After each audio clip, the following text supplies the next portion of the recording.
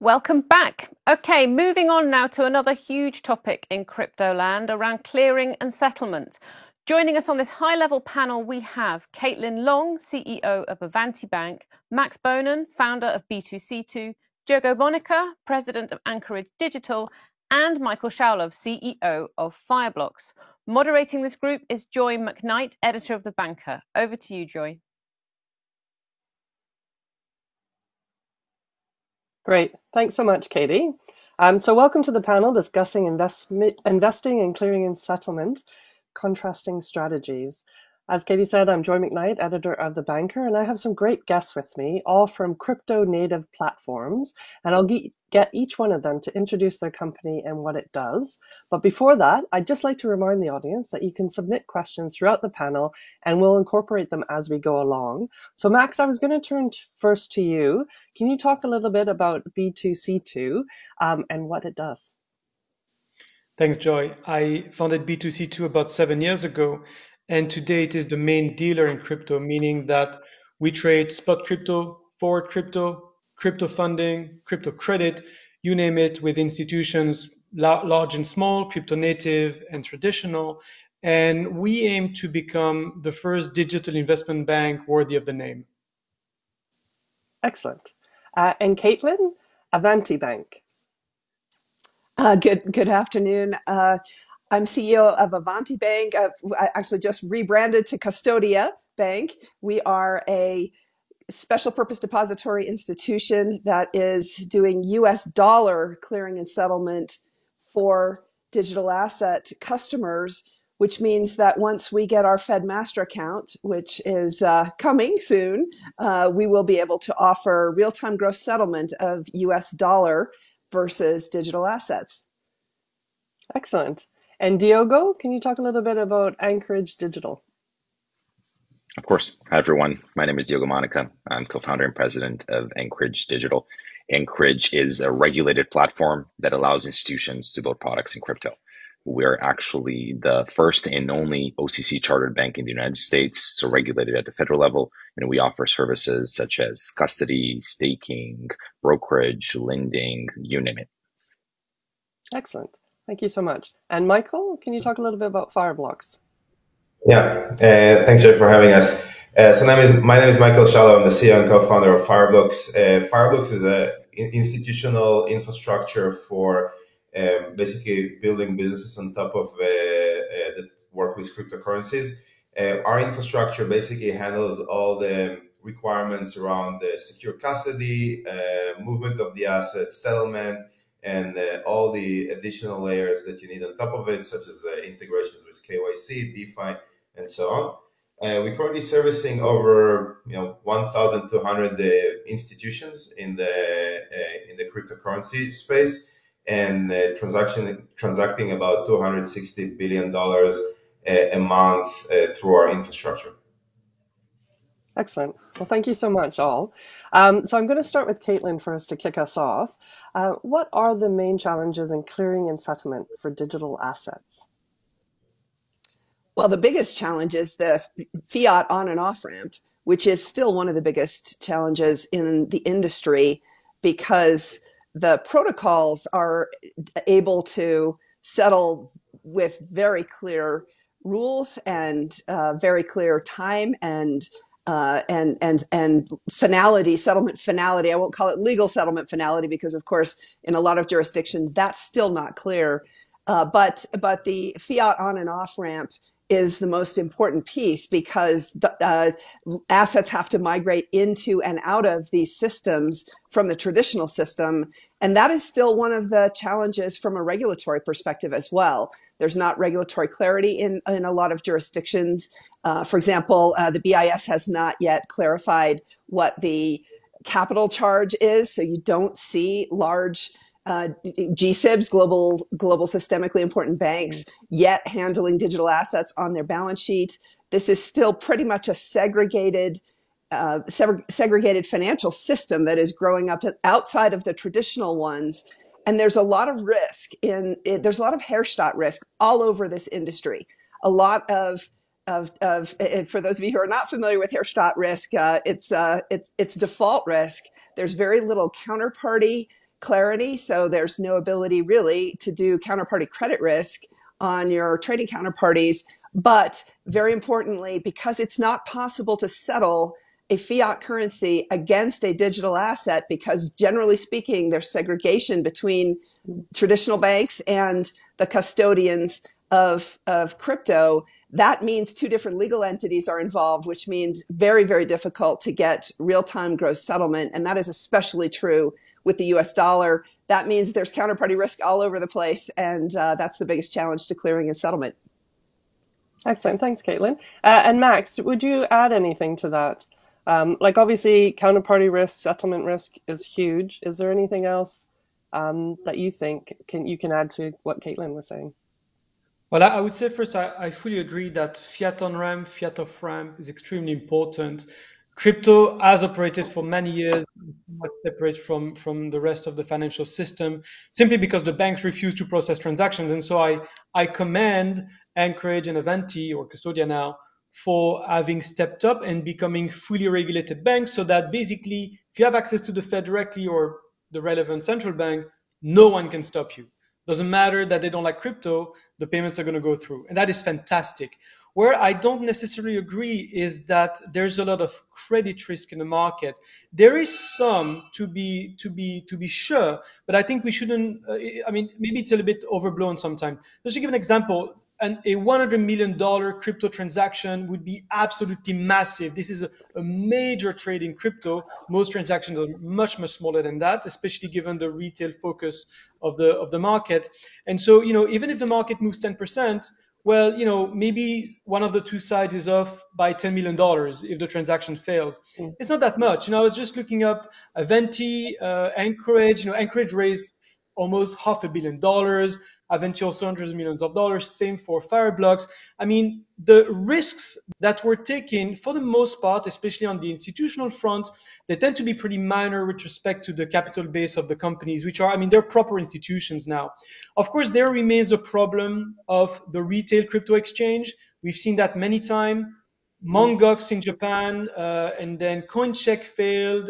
There were many hacks and exchanges that went under that cost a lot of money to the sort of general retail population. But that is somewhat separate from the problems that the likes of us, Avanti, Anchorage, Fireblocks, were trying to solve.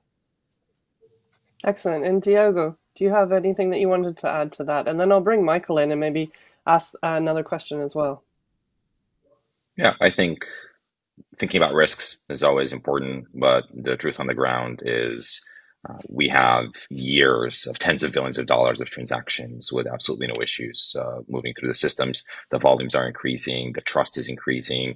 Our own charter was only really issued last year, and so the industry itself is leaping or is advancing by leaps and bounds. And these are just things that we do on an absolutely daily basis. These are tens of thousands of trades with thousands of different counterparties, all settling with fiat leg, with crypto leg, very successfully, and in some cases effectively instantly.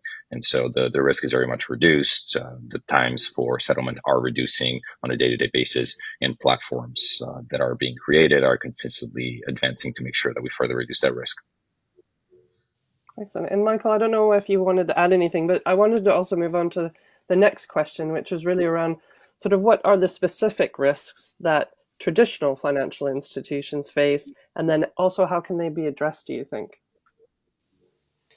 Yeah, so I think that with regard to the risks that were mentioned, clearly there is some level of settlement risk. I must say that in the last couple of months, we've done a lot of work around the opportunity to address it, and interestingly enough, I don't think that there is a consistent view among the market participants today to the level of risk. And I think, you can even see it in this panel, but I think we've interviewed, my product management team probably interviewed like 50, 60 clients, and there was some level of inconsistency. And one of the things that you actually see is that when you look at the new entrants in the market, the traditional financial institutions that are coming in, the traditional broker dealers that are trying to basically come to the market and provide services, clearly they are very much used to the way that things work in traditional markets. So they do view the DVP functionality or essentially some kind of like, central clearing mechanism as an interesting proposition. When you talk with the big crypto native brokers, right? And I think Max is clearly like, the greatest representative of that group. It was B2C2. And you actually hear somewhat of a slightly different view in terms of how the market evolved. I think a couple of years ago, there was a significant appetite to that, but I think that there was a lot of trust that was built into the system over the last couple of years. And that it's not that failure cannot occur, right? But it feels like that the space, the agreements, the balance sheets that are currently we have on both sides are somewhat satisfactory. Now, where I think, to be honest, where maybe it's not exactly like the answer to the same question, but basically, it's true that those risks exist when you're operating when one of the legs is the cash leg, right, which is basically on the on-ramp itself. But what you basically see that there a lot of the activity is actually already using a stablecoin leg as the sort of like quote unquote the cash leg, and the on-ramp into the stablecoins, assuming that we're talking about USDC, is currently performed through, at the moment, two banks that sort of dominating the cash access, which is Signature and Silvergate Bank. I think Circle recently also signed up with Bank of New York Mellon, so we'll have another sort of cash participant into that. And once you're basically able to on-ramp through a stable coin, then actually you can settle those transactions in a way that is native to the system using atomic swaps, smart contracts, and so on, which inherently solve some of those issues. So I think that when I talk about the risk for traditional financial institutions, those are some of the things that are sort of interesting for them to basically understand. Not only what are the specific gaps that exist right now, is basically how it's going to evolve in the next year or two. Okay, so there's quite a few things that you brought up there. Atomic swaps is one of them. Definitely stable coins is another. Caitlin, do you want to come in at this point? Sure. The stablecoin question is a good one because, of course, stablecoins were created by this industry to solve the very problem we're talking about, which is the lack of a programmable US dollar that can be used in a smart contract and that can settle with finality and irreversibility under the same terms that the crypto assets settle. And that's what created stablecoins in the first place. But that doesn't solve the clearing and settlement problem for the industry. It just transfers it to different intermediaries. And of course, the US dollar stablecoin market, US dollars, first of all, dominate the stablecoin market. The market has walked with its own feet towards the US dollar. It is 98% plus of the stablecoin market. And of course, that's a global market, but US dollars are demanded. Now we're into a different regulatory discussion, which is what are the stable coins connectivity to the traditional financial markets. And there also is another major, you start to get into a lot of liquidity risk with stable coins. There's a big debate over whether stable coins should be backed by traditional bank assets like mortgages and credit cards, or whether they should be backed by T-bills, or whether they should be backed by Fed reserves. And Custodia actually has a product that's not released yet, which is a US dollar issued by a bank. So it's not a stable coin because it's a US dollar issued by a bank. It fits under the legal and regulatory regime of what's called a cashier's check in the United States. Very different than a stable coin. This is the kind of thing that a mainstream user of the traditional financial system, a fiduciary asset manager who needs to ensure that they know what the legal and regulatory status of the asset is and that they can get clear legal title to it. Those problems are solved when a bank can issue one of these, and we'll be at the front of that line.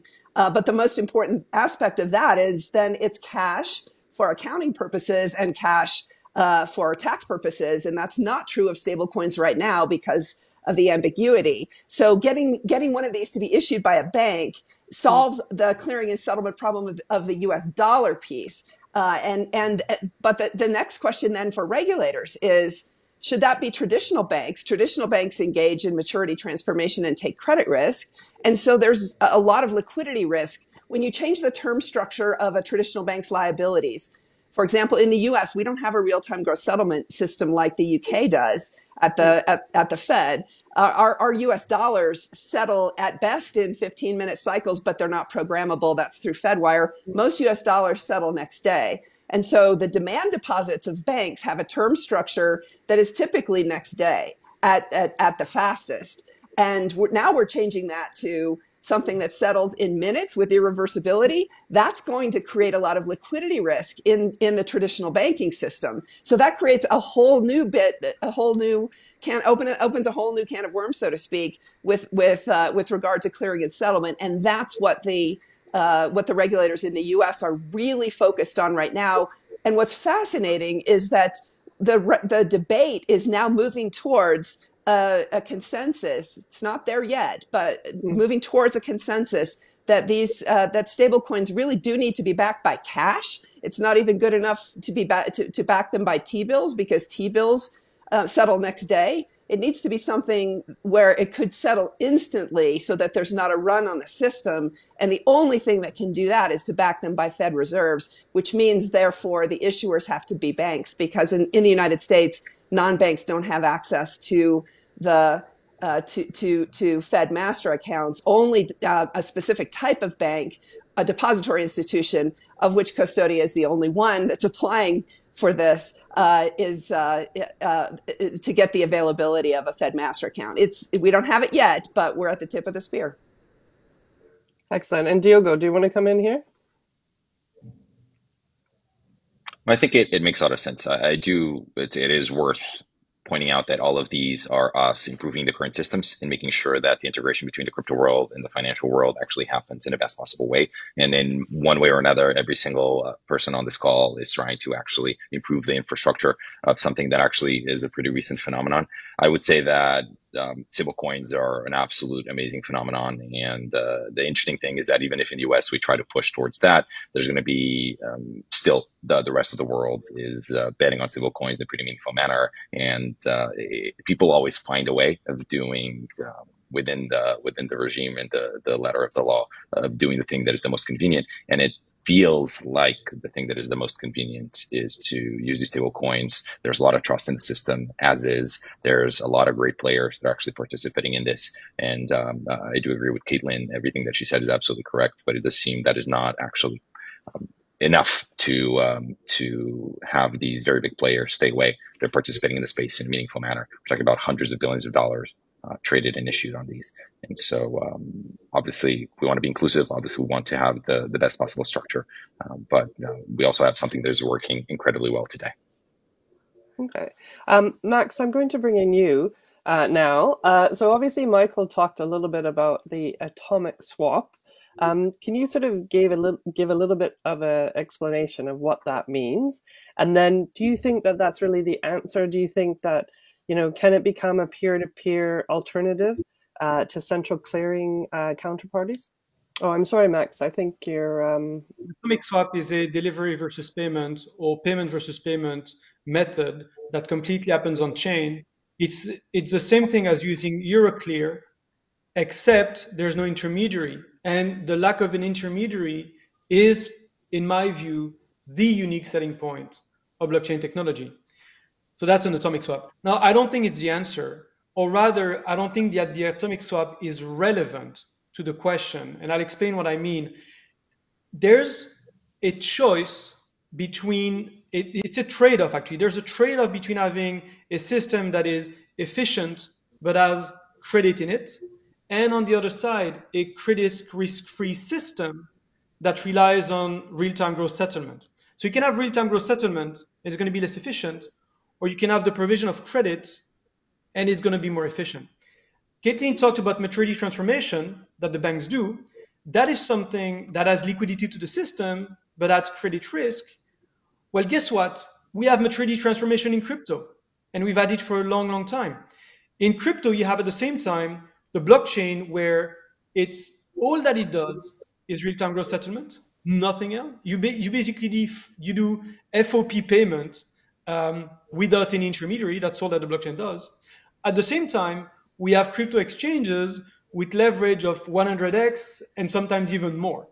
So you see that the choice of a settlement technology is actually orthogonal to the decision of where you're going to fall in the spectrum between efficiency with more liquidity or less credit risk but less liquidity. And that's more of a political choice. It's not a choice that is made by just finding new technology. Of course, the new tech improves things at the margin, but it's never going to make it's not going to resolve the trade-off for us. And I think it's important to realize that a lot of startups, ever since 2015, when I left Goldman Sachs, I was really working on the pipes. I was a short-term interest rates trader. They were wondering, hey, can we, improve settlements and credit risk and all that stuff with blockchain? And the answer was no at the time. But a lot of startups have tried. Most of them have failed, and I'm not going to name them. That would be callous. But I think that they failed to realize that the problem was more of a human or social problem rather than a technology problem. So we will do better things with this technology, but it's not going to resolve that specific system because, as we saw, crypto simply took whatever we do in traditional markets and applied it in crypto with a fresher touch. But that doesn't resolve the trade-off itself. Okay. Diogo, I was going to come back to you in terms of sort of the infrastructure. So what infrastructure do you think is really needed to attract, the big institutional players? I think when you asked Michael what are the issues that institutions are facing, Michael did not mention many things that are absolutely correct. Did not mention the basics, which are the fact that this technology is very distinct than anything that traditional institutions have ever touched, from technical perspective, the difficulty implementation, from the types of things that it enables. A lot of these assets allow you to have on-chain governance, so it's not just about holding it on your balance sheet. A lot of these have active participation elements tied to them. Some of them do staking, which allow you to actually, depending on how you look at it, either claim the inflation that the network is doing and thus maintaining your own, or generate returns on your own assets. So there's a lot of sophistication here that is involved in just traditional financial institutions. Don't necessarily have the people, don't necessarily have the infrastructure, and don't necessarily have, candidly, the appetite to go after building something this on their own. And so what they do is they come to market players. And they come to market players, they have to choose whether they want the market players to be a technical platform. We have Michael on the call, or a regulated platform for which they actively use Anchorage if they want a bank charter, if they want a regulated entity, or both. We have a lot of clients in common, and those are risks that are very significant risks that at this point they've been talked about so much. Security is something that people just talk, they provide lip service to, but they don't actually think about what it actually means. 100% complete loss, completely recoverability of assets are just concepts that are just not used to deal with it. Even as we describe DVP or delivery versus payment on smart contracts, when it's a traditional delivery versus payment, there's always a court that can decide anything that went wrong with the paper, what actually is the final outcome. When it comes to crypto, it's actually now a failure mode that smart contract does not execute, and so the money is neither here or there. So it's pretty interesting to think about that there's new failure modes, and that we can't just abstract in the same way that we've abstracted the traditional types of boxes. It's not just a box that cleanly fits into the crypto world. And so the things that you need from a partner are the obvious ones, which is incredibly safe, battle-tested ability to hold on to these assets. So these kinds of technical elements around private key generation, integration with the blockchains. And not all blockchains are made the same. When we talk about blockchain, people or crypto think of Bitcoin. Maybe now they think of Ethereum, but the reality is there are hundreds of assets that are absolutely relevant, and all of them have different technology, different cryptographic primitives. All of them are very different to custody, to interact with. But now you also need the ability to do trading, as Max was describing, but you also need to engage with these types of protocols, to vote on the governance matters, to stake them. You need to actually actively engage with them. So as a platform, you want to choose whether you have a technical partner or a regulated partner. You want the ability to custody, the ability to transfer, the ability to trade. In fact, a lot of these institutions also want the ability to use it as collateral. And so they want the ability to borrow against their collateral positions and just use the same types of services that they have in the traditional industry, but with their crypto assets. So what was required 4 years ago, maybe, which was can you hold my Bitcoin, is now completely different and has evolved by 2 or 3 orders of magnitude in terms of complexity, in terms of requirements. And it's no longer sufficient to just have Bitcoin, because very few institutions just have Bitcoin these days. And everybody's actually jumped to the next steps and has a very different set of array of different assets with different types of characteristics: fast settlements, slow settlements, smart contract programming languages, NFTs, security token issuances, what have you.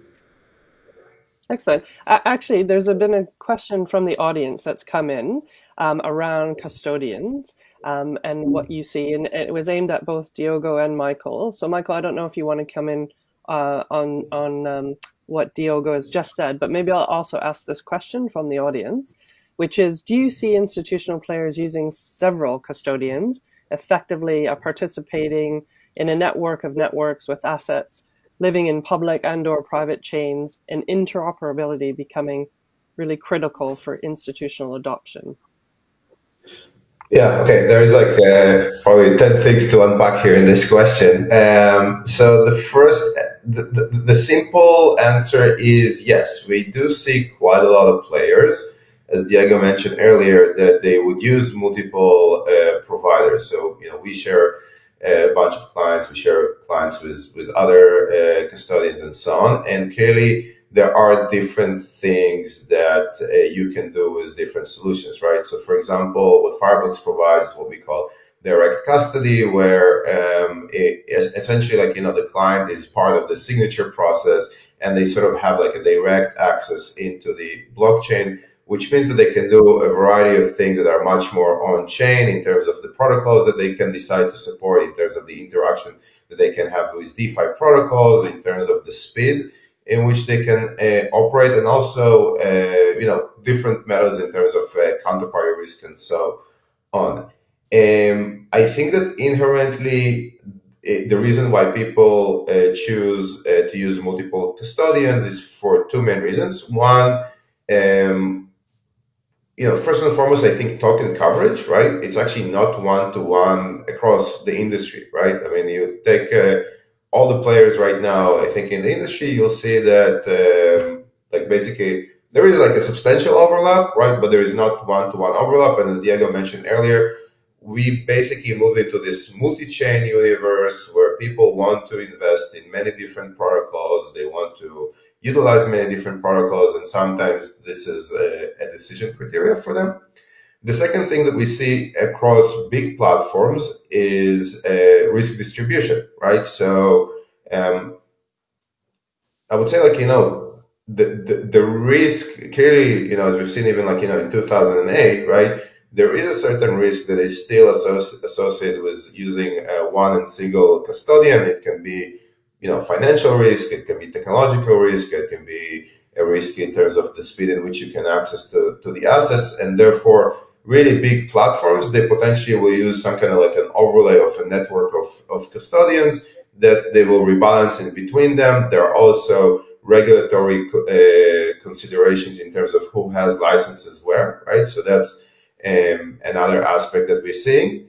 And what we see less and less is actually private chains. Okay, so I think that a couple of years ago there were like a lot of discussions around big financial institutions or traditional financial institutions will never touch crypto. They will do everything on private blockchains, isolated, basically all this kind of like permission. We don't see, to be quite honest, we see very few projects of those today. I think the private blockchains won, right? I think that institutions, traditional financial institutions that are still considering those, they need to have really, really good reason why they're doing it. It's fairly clear that the traditional financial institutions are all looking to issue and utilize public blockchains. We see it across the board. We just for example, piggybacking on the stablecoin example, A month ago, we worked with ANZ. They issued the Australian dollar stablecoin, Public Ethereum, right? And that's like, I think they're the biggest bank in Australia, right? Without any issue. And I think this is the path forward. And this is, I think, the really exciting part here, right? That we now have this system of public blockchains that integrates everything, that allows all the participants to basically tap into a single interoperable blockchain. So that's, I think, what we're seeing.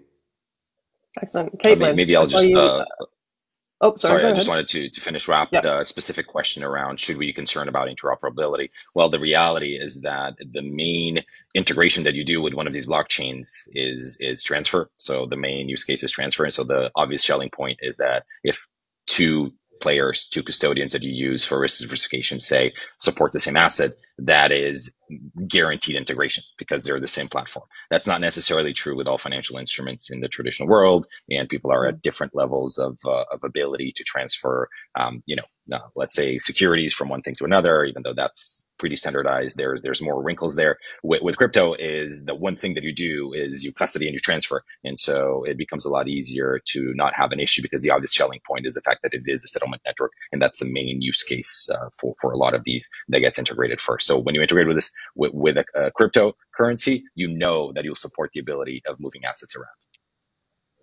Excellent. Caitlin, did you want to come in as well? Sure. First of all, I think it's worth noting that the definition of institution that the crypto markets talk about is different than the definition of institution that mainstream financial markets talk about. And again, that gets back to the legal and regulatory clarity. The risk parts of the buy side, hedge funds, private, family offices, for example, can afford to take that kind of legal and operational risk, but fiduciary asset managers really generally can't.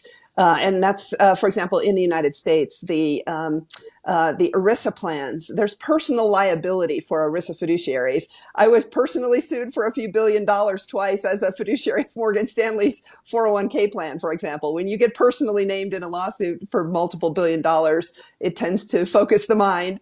And this is one of the reasons why you just don't see the big traditional pension funds, endowments, foundations, corporate treasurers involved in these markets yet. And so the needs of the sort of risk-taking institutions are really quite different than the needs of the big money institutions that are not even here yet. And again, I think a lot of what has to get put in place before that happens is the legal and regulatory piece. But then the next piece is the counterparty risk piece. There's a lot of hidden leverage in this industry. And again, we can debate, it sounds like there are different views on this panel, how much hidden leverage there is. There was just one of the big Bitcoin miners just came out on Twitter yesterday and said there are 3 or 4 exchanges who suddenly have a need for on-chain Bitcoin, and it's because they're running fractional, they're rehypothecating, and there's a shortage of real on-chain Bitcoin. And this is a really important point for those who look at crypto as just another new type of asset that we can play the old traditional trading tricks with. It's not, especially in the case of Bitcoin, because I've talked about Bitcoin being the apex predator of finance. I really do believe that is true. And since 2016 have predicted that Bitcoin will eventually bring a GSIB down, precisely because they don't recognize the operational and settlement risk of Bitcoin. If that gets commingled in a traditional, in a prime brokerage arrangement where counterparties can post any other type of collateral aside from Bitcoin against a Bitcoin position, then that's how you get leakage into the traditional financial system. Because if there's a run on Bitcoin where you need real on-chain Bitcoin, where is it coming from? There is no lender of last resort. There is no central bank who can make more of it.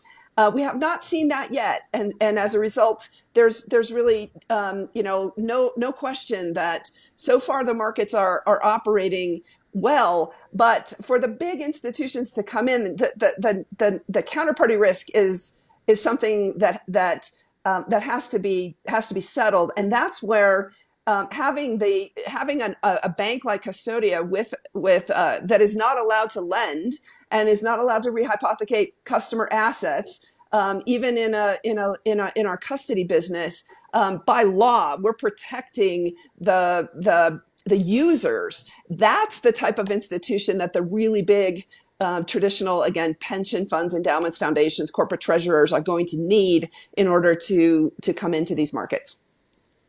Excellent. Well, thank you so much. Max, do you want to come in?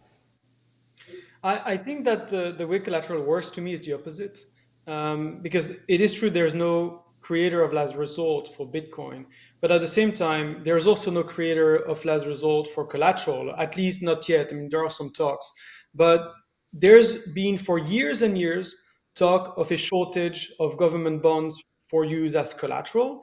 And you cannot create more government bonds unless the governments themselves want to issue. And so for all intents and purposes, the stock of government bonds that can be used for collateral purposes in the financial system is more or less fixed. So I think that's really the same thing as Bitcoin. It's not really different. What should really matter for collateral is whether the collateral can be easily rehypothecated and whether it's liquid. I think that's really it. Now, obviously, Bitcoin cannot be used as collateral for those purposes because it's too small a market, it's not liquid enough. And I remember actually Ripple with XRP hoped that we would use Ripple as collateral in financial markets. I don't think that will ever be the case, because same thing for Ripple, there's just not enough of it. I think there's at most $20 billion worth of Ripple at the moment, and that's pretty something like the max limit as the price rises.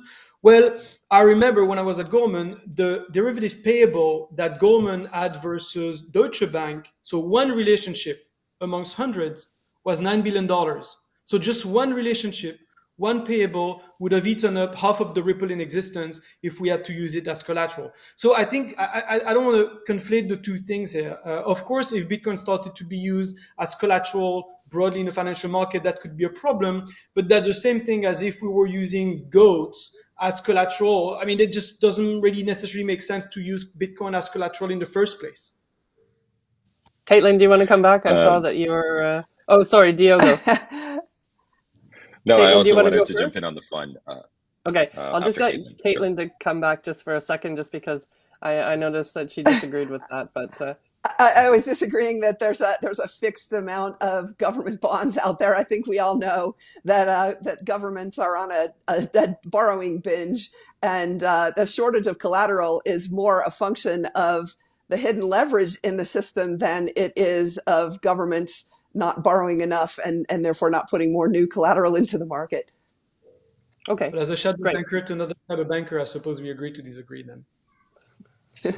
I do think that the quote that we should use here should be that using Bitcoin collateral is like using goats as collateral, because I think Max, attributed to Max, that's going to be the quote of the day. It's just absolutely amazing. Caitlin characterized a couple of things that I'd like to point out. Caitlin mentioned that the risk of lending. So Anchorage Digital Bank obviously does not take your collateral or does not take your crypto to do anything with it.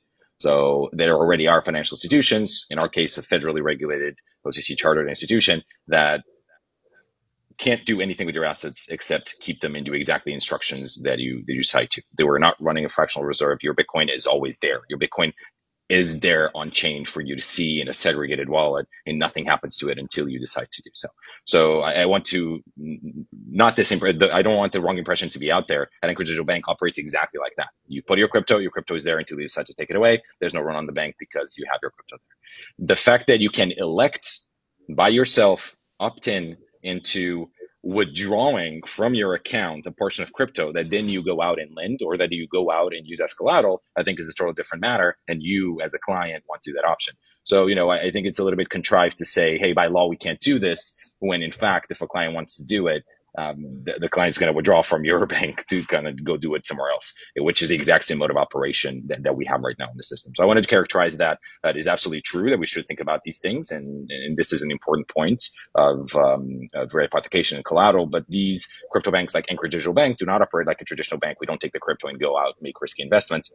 you can track it on the blockchain where your crypto is at all points in time, and it does not move unless you want to. So that already exists, and it exists under federally charter regulated OCC chartered bank. So that exists. The second thing that I want to characterize is Caitlin mentioned that institutions do not mean the same in crypto and in traditional markets. Absolutely the case, 100% agreed. Now, I think the next step, which is for the GSIB or for the large financial institutions to come in, they need X. That I just don't agree with. Our experience is we have all of those as clients. Every single category that Caitlin mentioned, we have as clients.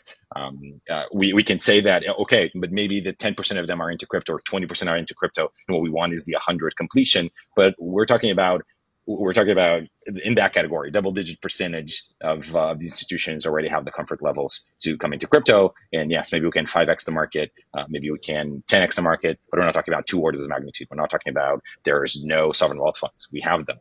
There's no institutional LPs. We have them. There's no endowments. We have them. There's no pension funds. We have them. There's no GSIB banks. We have these banks. These banks are clients. And so these financial institutions, the most sophisticated, top to bottom, Fortune 500s, top banks in the world, top custodians of the bank, top institutions of the world, all of them already are clients of institutions.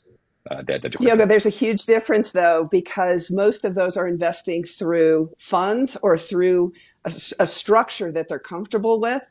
They're not actually taking the on-chain direct risk. You're right, it's starting, but in most cases, they're not doing it in the purest form. And in most cases, for the large traditional institutions, it's allocations through their venture capital bucket, as opposed to which is generally pretty small, as opposed to allocations in the core portfolio, and that's why they're doing it through fund structures. That's a huge difference. Don't disagree there, with the exception of when these institutions move, whether it's you lose $100 billion or you lose $1 billion, they're going to run through the exact same processes of validation of their partners, because that's who they are. They can't lose $1 to any kind of issue. And so it's the same exact mechanical process of validating a counterparty for that. And so even though I agree that it usually comes from the risk bucket, and the risk bucket is usually smaller, that's always going to be the case, because crypto is always going to be a percentage of the portfolio. There's a small percentage of the portfolio. So that's definitionally something that is happening. The only other thing that I would add is I think your characterization of them doing through VC funds and through structures that are more traditional structures is absolutely the case in terms of majority, but we've already seen what actually happens, which is once you invest in a VC firm, you actually get in-kind distributions. And so by investing in a VC firm that does crypto, you're forcing yourself to actually receive crypto, which is, by the way, something that people don't realize. When one institution comes into crypto, it forces 3 or 4 to come into crypto. When an institution invests in a VC fund, now they're effectively having to actually hold the underlying crypto because they're going to receive distributions directly in kind. When crypto becomes popular, then university endowments receive highly appreciated crypto donations and are forced to actually receive these donations and liquidate them. When there's important institutions in the space and financial institutions that have it, the FDIC has to actually care about crypto because there's going to be institutions with crypto on the balance sheet. The DOJ has to care about crypto because they're going to seize assets and they're going to have to deal with it. So for every institution that is coming in, it forces the whole network to expand in terms of institutions to actually accept it directly in kind, to deal with this, to find a partner. And that's what we're seeing. So our experience is that every single one of these types of buckets that Caitlin mentioned has crypto directly invested on chain, and not just Bitcoin, many different types of tokens. Yeah, I want to bring in Michael. Yeah, I would agree with Diego. We also see this inbound of all those institutions, and they basically come to you with like some weird token. And you ask them, how did you end up with that token? And they're like, we invested in that VC fund, they invested in that gaming company, and eventually, somehow we sort of like the token propagated up the investment tree, right? And so it's true that a lot of those folks are being pulled in. I would actually say that, our experience right now is that, while maybe a year or 2 ago, right, a lot of those endowments and even like corporate treasuries, they're like, hey, we want to allocate to Bitcoin. Want to see, we want to feel the taste of crypto through that. I agree with Diego that like basically they moved on, right? Right now, their discussion is tokenized assets to a certain degree, sometimes a bit NFTs, stable coins, and direct participation in the market, and seeing how do you actually leverage really the real machinery, right? Really what blockchain was designed to do, which is either create new financial assets or take traditional financial assets, bring into the blockchain, create all this, what we call DeFi machinery to interact. Clearly, there is still a huge amount of activity that is happening through the centralized, the CeFi markets, such as like, the brokers. And I think the most exciting part that we are seeing is that we've seen all those huge alternative asset managers, right, basically coming in and they're looking to issue new products in a tokenized way into the blockchain. Those are active projects that we are involved with in that. I think you guys will start seeing them live in the next 9 to 12 months. I mean, clearly there are a lot of stages to get those things live, because there are those are security instruments. They need to go through the right regulatory approvals and so on. But the most exciting part is that the way that those things are being designed, they really alternate the market structure of the financial system. Like a lot of the things that were discussed today, to a certain extent here, they're being delivered through those things. Excellent. Quickly, I agree with Diogo. I think institutions, we keep talking about that. I think sometimes because with a fast conference cycle, we don't always have anything fresh to talk about. But in reality, look at the real situation. Who's the biggest player in crypto in terms of volume? Robinhood, maybe, together with the mega brokers of Japan. What else do we really want? Do we really care that that BlackRock does, fund number 1,200 whatever with crypto? And this is boomer stuff. In reality, those asset managers, they're just conduits. They're channels in order to access crypto. But we've seen that if you want to buy crypto, you're going to buy crypto. You don't need BlackRock. Of course, we're not going to say no, but it's not going to 100x the market, as Diogo mentioned. So I think we should be pretty happy with where we got. We all sort of little space of the market revolutionized how we did things, and I think we should be proud of that. Excellent. Okay, I'm afraid we only have about 3 minutes left, which is such a shame because it's been such an interesting discussion. But maybe I'll end on a question, which is really around, what do you think the future state will look like? And then again, when you're thinking about traditional financial market infrastructure players, do they have a future?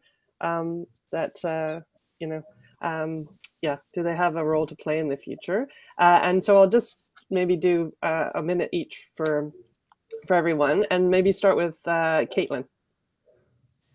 They have a role in the future if they do two things. Number one is massively upgrade their technology. It's a surprise to most of the rest of the world looking at the United States that the vast majority of banks in the United States don't even have APIs yet. We don't have open banking. There is a massive tech upgrade cycle that has to come into the US market in order to be able to handle assets that settle in minutes with irreversibility, and it just doesn't exist. That is going to push a lot of traditional US banks to the sidelines. And the other piece is that the legal and regulatory structure has to get into place. There's a lot of legal and regulatory risk. And again, until you can get clear title to an asset, which right now there hasn't been a lot of litigation in this sector, but it's really starting. You're starting in the US to see the class action lawyers come after transactions to try to figure out, and then a judge who has no roadmap to understanding who actually owns the title to the asset. Those kinds of things have to get into place, and that's going to take a couple of years. And until both of those, the technology and the legal piece, are solved, it's really institutions like those of every one of us on this panel that are going to continue to see the very rapid growth, not the traditional financial market infrastructures. And they need to be especially careful not to mix something that has a very different term structure of settlement with something that settles in minutes with irreversibility, because that is the definition of run risk. I still stand by what I've been saying since 2016. Bitcoin's going to take a GSIB down. at some point because they don't understand that the settlement risk is so different between Bitcoin and traditional assets. Okay, I'm afraid we hardly have any time, but Max, do you think that there's a future to play? Thank you so much, Caitlin. Yeah, very quickly. For big institutions, yes, as competitors, if they're good, as clients, but not as saviors, I think we're doing all right. I welcome them because, in my view, they're going to generate revenue with our work. I'm going to make revenue from the business, so that's what I'm looking for. Excellent. I'm afraid we're out of time, which is such a shame. So I give my apologies to Diogo and to Michael. But thank you so much for such an interesting panel. I thought it was amazing. And thanks to the audience for listening and watching. And just a reminder, the session is available on demand on the website for 90 days. Now back to Katie and Adam in the studio. Thank you so much again. Thanks very much, Joy, and to our panel, and we look forward to seeing Joy again in a few moments for her next session. That brings an end to my shift in the digital chair. But it says here, digital viewers will be thrilled to know that you'll see me again in a few hours for our live-streamed in-person gathering in London. I swear I didn't write this, where I'll be moderating our leaders panel featuring Goldman Sachs, Fidelity Investments, and B2C2. We're going to take a short break now, and my colleague Adam Sampson will be emceeing the rest of the day. See you in a bit later.